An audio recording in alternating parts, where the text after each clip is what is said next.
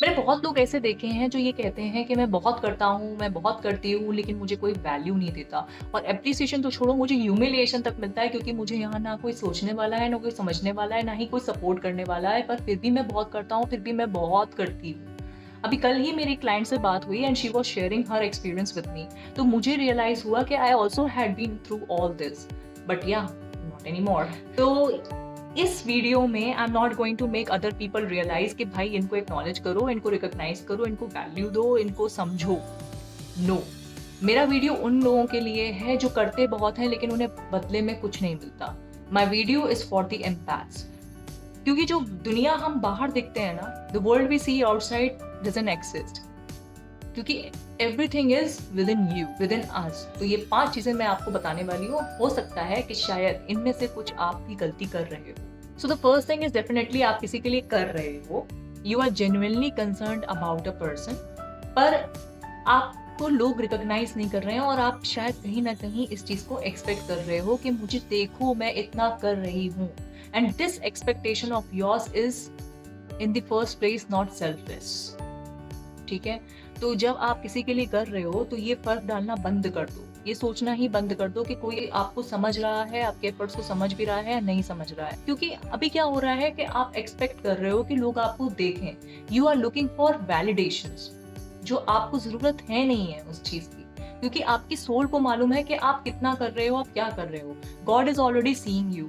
तो आपको ये सोचना ही बंद कर देना चाहिए, फर्क नहीं पड़ना चाहिए कि लोग आपके एफर्ट्स को देख समझ रहे भी हैं या नहीं कर रहे, because you are performing your karmas, or how people are seeing your efforts, let it be their karmas. Second thing होता क्या है कि बहुत लोग भगवान के पास जाकर के रोने लग जाते हैं और कहते हैं कि देखो मैं तो इतना कर रहा हूँ फिर भी ये लोग मेरे साथ ऐसा करते हैं, ऐसा मेरे साथ होता क्यों है। तो फॉर गॉड से स्टॉप एक्टिंग बेचारा, क्योंकि आप जो कर रहे हो वो आप अपनी मर्जी से कर रहे हो और nobody is forcing on to you। तो इसको जताने का कोई मतलब नहीं है, गॉड ऑलरेडी नोज, गाने से नहीं होगा। Third thing, never be too available for anyone.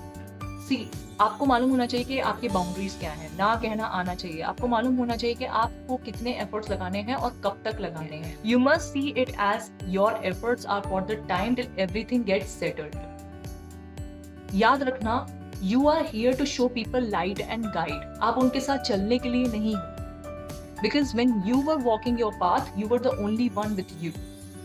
तो let people walk their own pains, गिरेंगे नहीं तो सीखेंगे कैसे। फोर्थ थिंग, आपको ये मालूम होना चाहिए कि जितनी भी चीजें हैं यहाँ पे वो सब टेम्पररी है। तो बाहर जो कुछ भी दिख रहा है सब कुछ इल्यूजन है, सब कुछ ड्रामा है। तो come out of that drama and remind yourself of your purpose, क्योंकि यही आपके साथ आगे जाएगा और आप अपने पर्पस के साथ आगे जाओगे।